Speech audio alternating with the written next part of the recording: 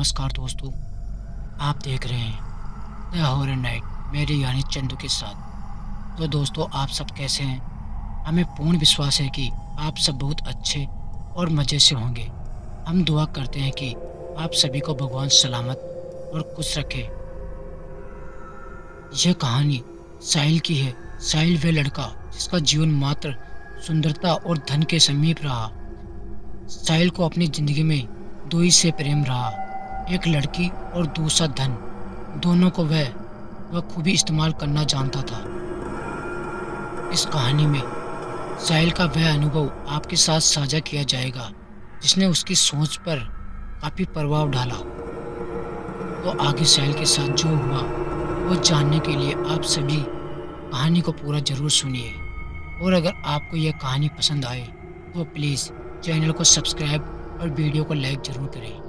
तो चलिए इस कहानी को शुरू से शुरू करते हैं। तो लगाइए आप भी हेडफोन और आनंद लीजिए एक और डरावनी कहानी का, मेरे यानी चंदू के साथ। एक सुनसान रात, पूरा शहर जब नींद से अपने रिश्ते को मजबूत कर रहा था, लेकिन घर पर रजत फिलहाल अभी भी जगा हुआ था। मोबाइल की स्क्रीन पर टकटके लगाए अपने दोहरे चरित्र का प्रदर्शन कर रहा था। एक चरित्र में वह सोच उजागर कर रहा था जिसमें धन हो और उसके इर्द गिर्द लड़कियों का जमावड़ा हो। दूसरी ओर वह डिम्पल से बात कर रहा होता। डिम्पल उसकी गर्लफ्रेंड का नाम था। वह उसकी 12वीं महिला मित्र थी। वह हर एक लड़की के साथ 3 से 4 महीने का वक्त बिताता था। डिम्पल बेहद अमीर परिवार से ताल्लुक़ रखती है। बाकी लड़कियों की हूबहू साहिल ने डिम्पल को भी झूठ के पर्दे में ढक के रखा। उसने डिम्पल के समक्ष अपने माता पिता की वह छवि प्रस्तुत की जो उन्होंने कभी निभाई भी नहीं थी। कहते हैं कि किसी की छवि को धूमिल करना बेहद आसान होता है, बल्कि उनका नाम बनाना कठिन। उस अंधेरी रात में कुछ अनसुनी घटना का भी संबंध जुड़ा था जिसकी शुरुआत साहिल से ही होती है। रात के तकरीबन 12:45 की आखिरी छुक अमूमन रात एकदम शांत होती है। सभी जीव जंतु रात्रि के सुपर लोग में खुद को झोंक चुके होते हैं। रात के इस शांति में सिर्फ घड़ी की टिक टिक ही सुनाई देती है जो उस रात 12:45 के समय को दिखा रही होती है। साहिल अभी भी फिलहाल फोन पर व्यस्त है। खिड़की के बाहर चांद की रोशनी आज कुछ धीमी है। ठंड भरी शीतल हवा खिड़की के दरवाजे में बनी पतली सी जगह से हवा गुजरते हुए साहिल को ऐसा महसूस करती है कि कोई उसे छू रही है, अपने कोमल हाथ से उसे अपनी ओर बुला रही है। तभी अचानक साहिल के कानों में एक प्रेम से लवरेज आवाज़ आती है, साहिल तुम सिर्फ मेरे हो, मैं तुम्हें खुद से दूर नहीं होने दूंगी।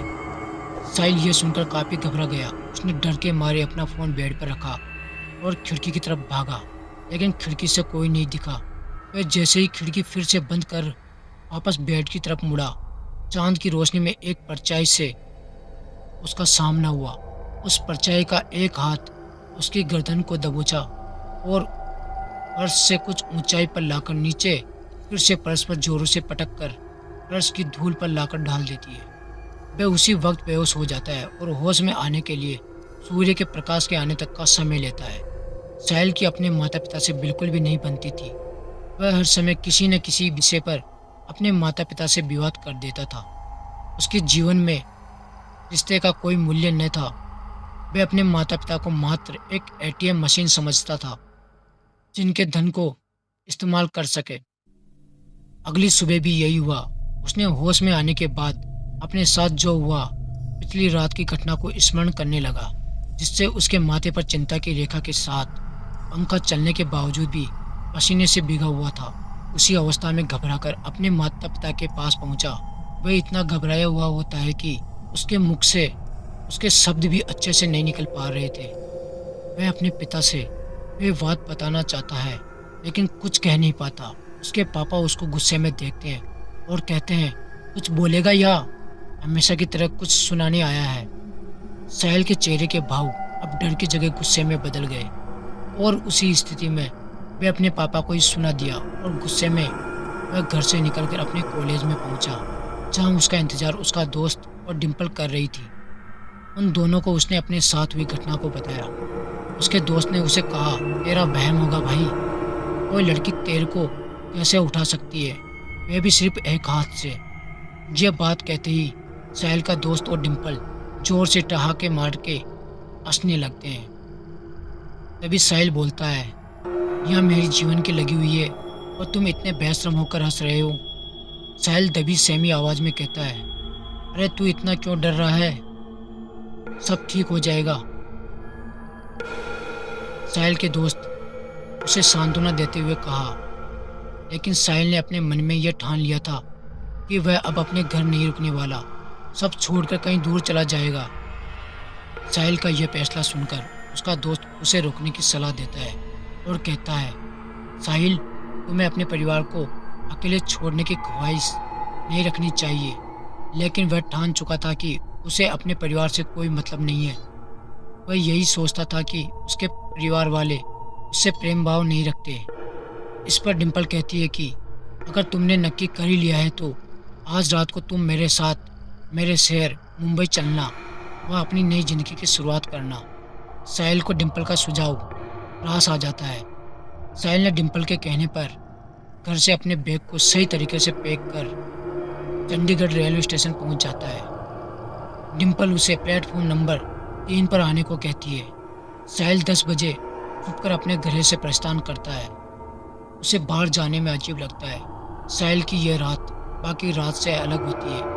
मौसम में सर्द हवा की मौजूदगी तो होती है, लेकिन फिर भी साहिल को घुटन महसूस कराती है। जैसे ही समय का पहिया रात के करीब 12:45 पर पहुंचता है, प्लेटफॉर्म पर एक ट्रेन की एंट्री होती है। साहिल पूरा घबराहट से भरा होता है। डिम्पल अभी तक रेलवे स्टेशन नहीं पहुंची होती। स्टेशन भी पूरी तरीके से किसी शमशान घाट का रूप धारण कर चुका होता है। साहिल को कुछ समझ नहीं आ रहा होता है। डिम्पल का इंतजार करते हुए उसने इधर उधर हर दिशा में अपने चक्षु को दौड़ाया, लेकिन डिम्पल कहीं पर भी नहीं दिखी। तभी फिर से एक ध्वनि साहिल के कानों में गूंजती है, साहिल, मैं तेरा इंतजार कर रही हूँ। यह वही आवाज़ थी जिसे साहिल ने अपने रूम में सुनी थी। इसमें भी वही भाव थे। फिर वह आवाज़ एक भयंकर हंसी का रूप धारण कर लेती है। साहिल अपना होश खो चुका होता है। तभी वो आवाज़ ट्रेन का दरवाज़ा खोल उसके सामने आती है। यह कोई अन्य नहीं बल्कि डिम्पल होती है। साहिल डिम्पल को देख लंबी सांस लेता है। वह जल्दी से उसका हाथ थाम ट्रेन में बैठ जाता है, लेकिन ट्रेन के भीतर का दृश्य देख वह घबराहट की अवस्था में पहुंच जाता है। ट्रेन में कोई भी अन्य नहीं होता। साहिल डिम्पल से इस बारे में पूछता है तो डिम्पल उसे कहती है कि यह ट्रेन स्पेशल है, जो कि केवल एक बार ही चलती है हफ्ते में। जिस डिब्बे में वे बैठे हैं वह महंगा है, इसलिए कम ही लोग सफ़र करते हैं। साहिल डिम्पल की बात मान जाता है। ट्रेन में घुसते ही डिम्पल उसे कहती है कि उसे बाथरूम जाना है।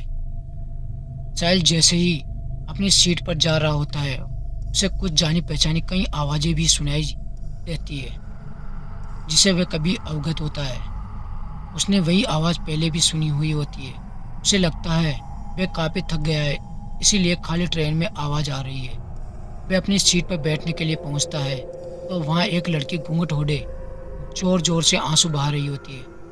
साहिल उस लड़की से पूछता है कि वह क्यों रो रही है, तो जवाब मिलता है कि उस लड़की का किसी ने रेप किया है और उसका आरोपी बाथरूम में गया है। साहिल उस लड़की को चेहरा दिखाने के लिए कहता है ताकि वह मरहम पट्टी लगा सके। जैसे ही लड़की घूंघट ऊपर करती है, उसका चेहरा देख साहिल चकित रह जाता है। वह अपना बैग ज्यों का त्यों रख बाथरूम की तरफ भागता है और जोर जोर से डिम्पल डिम्पल पुकारता है। डिम्पल तो नहीं होती है, लेकिन उसका बाथरूम में इंतजार वही लड़की कर रही होती है। वह अपना होश पूरी तरीके से खो चुका होता है। उस लड़की से जान बचाने के लिए वह ट्रेन से कूद जाता है और उसकी जान चली जाती है। आखिर में उसका फ़ोन, जो डर के मारे वह ट्रेन की सीट पर भूल जाता है, उस पर एक मैसेज आया होता है जिस पर लिखा होता है, सॉरी जान, मैं तुम्हें बताना भूल गई थी, मेरा अपने शहर जाने का प्रोग्राम कैंसिल हो गया था। मैं दोस्तों के साथ डिस्को में गई थी। होप तुम समझ गए होंगे। Love you. तो दोस्तों, कैसी लगी आपको यह कहानी? हमें कमेंट करके ज़रूर बताएं। और अगर आपको यह कहानी अच्छी लगी हो तो प्लीज़ वीडियो को लाइक, शेयर और एक प्यारा सा कमेंट ज़रूर करें। इससे हमें और कहानी बनाने के लिए मोटिवेशन मिलता है। और आप ऐसी कहानियाँ सुनने के लिए चैनल को सब्सक्राइब करके बेल आइकन को प्रेस करें, ताकि आपके पास सभी वीडियो का नोटिफिकेशन आ सके। अगर आपके पास भी ऐसी भूतिया कहानी या आपके साथ घटी कोई कहानी हो तो आप हमें हमारी इंस्टाग्राम आईडी पर शेयर कर सकते हो। हमारी इंस्टाग्राम आईडी है द हॉरर नाइट यूट्यूबर। तो मिलते हैं एक और ऐसी ही भूतिया कहानी के साथ। तब तक के लिए धन्यवाद। जय हिंद, जय भारत।